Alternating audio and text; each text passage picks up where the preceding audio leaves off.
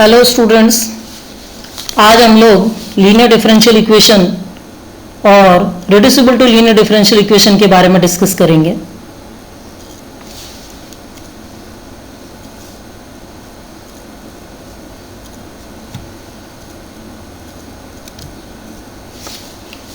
Linear differential equation यानी रेखिक अवकल समीकरण। रेखिक अवकल समीकरण क्या होता है? यदि किसी डिफरेंशियल इक्वेशन में डिपेंडेंट वेरिएबल y और उसके डिफरेंशियल कोफिशिएंट केवल प्रथम घात में ही आते हों तो उसे क्या कहते हैं? लीनियर डिफरेंशियल इक्वेशन कहते हैं। हम जानते हैं कि दो तरह के वेरिएबल होते हैं, डिपेंडेंट और इंडिपेंडेंट। तो डिपेंडेंट वेरिएबल y और उसके डिफरेंशियल कोफिशिएंट क्या आने चाहिए? प्रथम घात में ही आने चाहिए। तो वो डिफरेंशियल इक्वेशन क्या कहलाता है? लीनियर डिफरेंशियल इक्वेशन कहलाता है। इसका स्टैंडर्ड फॉर्म क्या होता है? First order linear differential equation का स्टैंडर्ड फॉर्म होता है dy by D x plus का p x y equal to q x, जहां p और q क्या है? x के फंक्शंस हैं। ये कॉन्स्टेंट्स भी हो सकते हैं, कई इक्वेशंस में ये कांस्टेंट भी होते हैं। इस प्रकार की जो डिफरेंशियल इक्वेशन है, इनका जनरल सॉल्यूशन क्या होता है? हम इसको डायरेक्ट याद रख सकते हैं, y into E raise to power integration of P D x equal to integration q E raise to power integration of P D X D x plus constant of integration. E raise to power integration of P D x को हम क्या बोलते हैं? Differential equation का integrating factor या समाकलन गुणांक बोलते हैं। इसको समाकलन गुणांक कहा जाता है। इसे शॉर्ट फॉर्म में आई डॉट एफ भी लिखा जाता है, इंटीग्रेटिंग फैक्टर।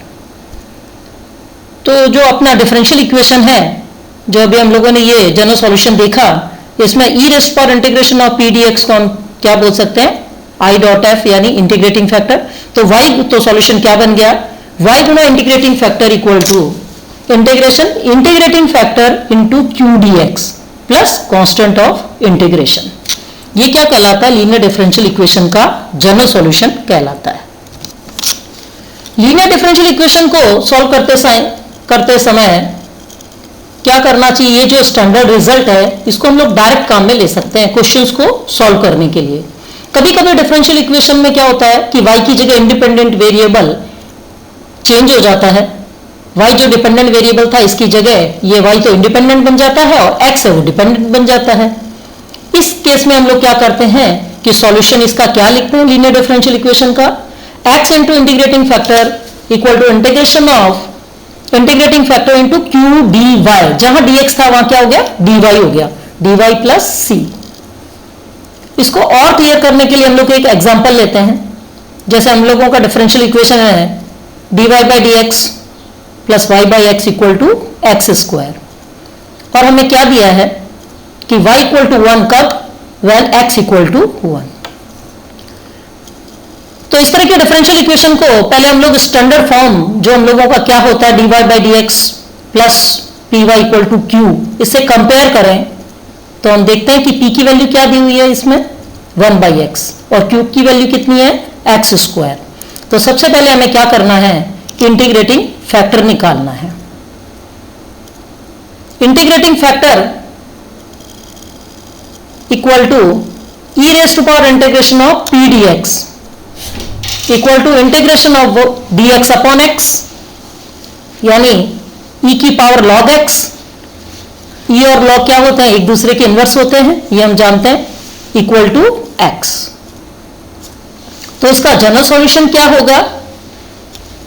इसका जनरल सॉल्यूशन होगा y गुना integrating factor equal to integration of integrating factor into Q d x plus का c। अब इंटीग्रेटिंग फैक्टर अभी क्या आया था? x, तो y गुना एक्स बराबर इंटीग्रेशन ऑफ x, और q की वैल्यू कितनी है? एक्स स्क्वायर, x गुना x square d x plus सी।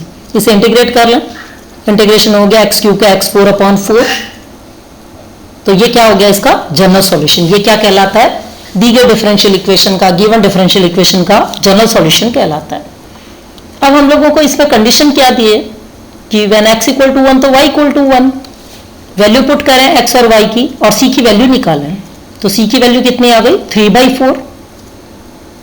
इसका मतलब जो अपना जनरल सॉल्यूशन आया था उसमें c की वैल्यू हम पुट करें तो yx इक्वल टू कितना हो गया, x की पावर 4/4 प्लस 3/4। और इसको इस फॉर्म में भी लिखा जा सकता है, 4 एलसीएम लेके दूसरी साइड ट्रांसफर कर दें तो 4xy इक्वल टू x की पावर 4 प्लस 3। ये सॉल्यूशन क्या कहलाता है, पर्टिकुलर सॉल्यूशन कहलाता है। ऊपर जो सॉल्यूशन है वो आपने निकाला वो क्या था, जनरल सॉल्यूशन। क्यों, क्योंकि उसमें कांस्टेंट c था। ये क्या है, पर्टिकुलर सॉल्यूशन। जब जनरल सॉल्यूशन में जो कांस्टेंट है उसकी वैल्यू गिवन कंडीशन से निकाल ली जाए तो जो सॉल्यूशन बनता है वो क्या कहलाता है, पर्टिकुलर सॉल्यूशन कहलाता है। अब हम करते हैं डिस्कस बर्नौली की डिफरेंशियल इक्वेशन को, जिसको हम कहते हैं रिड्यूसिबल टू लीनियर फॉर्म, यानी ऐसी डिफरेंशियल इक्वेशन जो लीनियर नहीं है परंतु इन्हें लीनियर बनाया जा सकता है। तो इस टाइप की जो डिफरेंशियल इक्वेशन होती है उसमें dy by D x plus का p Y equal to q x into y की पावर n। हमने देखा कि लीनियर से इसमें एक्स्ट्रा टर्म क्या है, y की पावर n, जो हम लोगों के पास राइट हैंड साइड में ये टर्म एक्स्ट्रा टर्म है। तो ये क्या बन गया, बर्नौली का डिफरेंशियल इक्वेशन बन गया। इसे रिड्यूस करके हमें दोबारा क्या बनाना है, लीनियर बनाना है। तो इस टाइप का जो डिफरेंशियल इक्वेशन है वो क्या कहलाता है, बर्नौली का डिफरेंशियल इक्वेशन कहलाता है। इस तरह की डिफरेंशियल इक्वेशन को लीनियर डिफरेंशियल इक्वेशन बनाने के लिए एक पर्टिकुलर मेथड फॉलो करना होता है। उस मेथड में हमें क्या करना है, जो y की पावर n है उसको दोनों साइड डिवाइड कर दें। जो एक नंबर का डिफरेंशियल इक्वेशन है उसकी दोनों साइड डिवाइड कर दें। डिवाइड करने के बाद हमने देखा कि y की power minus N D Y by D x plus p into y की power 1 minus N equal to q. अब क्या करना है, p के साथ जो भी टर्म आई है y की उसको हम v पुट करें, एक नया वेरिएबल v लेके आए y की जगह। तो y की power 1 minus N equal to v। n की वैल्यू 1 नहीं होनी चाहिए कि n की वैल्यू 1 होते ही y की पावर 0 यानी 1 बन जाएगा। तो n नॉट इक्वल टू 1। अब डिफरेंशिएट करें both side with respect to x, तो 1 माइनस एन वाई की power minus N D Y by D x equal to D we upon D X, और y की power minus N D Y by D x equal to 1/1 minus N D we upon D X. जो हम लोगों का given differential equation है उसमें value put करें तो 1/1 minus N D we upon D x plus का p v equal to q, या d we upon D x equal to p into 1 minus n v equal to q into 1 minus n. ये क्या बन गई, अब ये हमारे पास एक लीनियर डिफरेंशियल इक्वेशन बन गई। और इसको जो अभी हम लोगों ने ऊपर सॉल्व किया था उसी मेथड से, लीनियर डिफरेंशियल इक्वेशन के मेथड से इस टाइप की इक्वेशन को सॉल्व किया जा सकता है। इसको और क्लियर करने के लिए हम लोग एक एग्जांपल लेते हैं। dy by D x plus का x sin 2y equal to X cube cos square y। इस डिफरेंशियल इक्वेशन को देखें तो राइट हैंड साइड में हम लोगों के पास एक्स क्यूब के साथ जो टर्म है कॉस स्क्वायर y, इस टर्म को हमें क्या करना होगा, दोनों साइड डिवाइड करना होगा। लीनियर बनाने का प्रोसीजर स्टार्ट कर रहे हैं।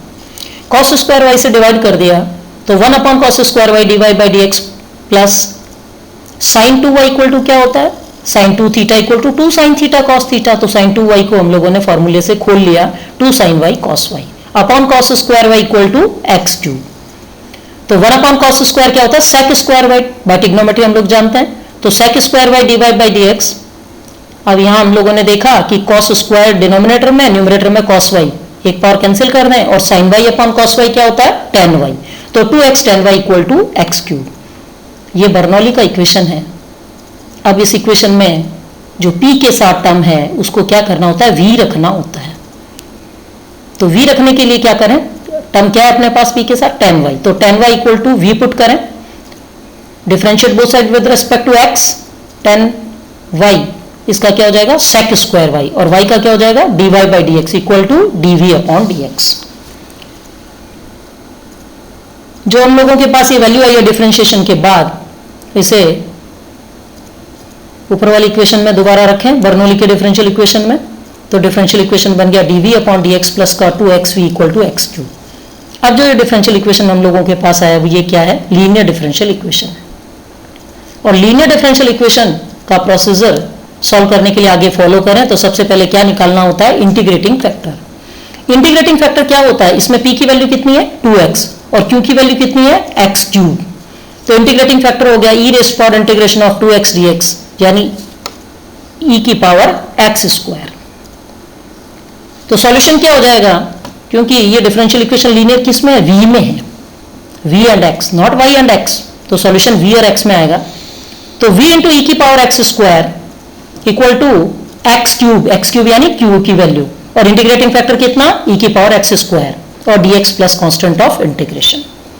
अब इसको इंटीग्रेट करने के लिए पुट करें x square equal to T, differentiate करें 2x dx equal to dt, तो ये इंटीग्रेट हो जाएगा हाफ टी ई की पावर टी dt प्लस सी।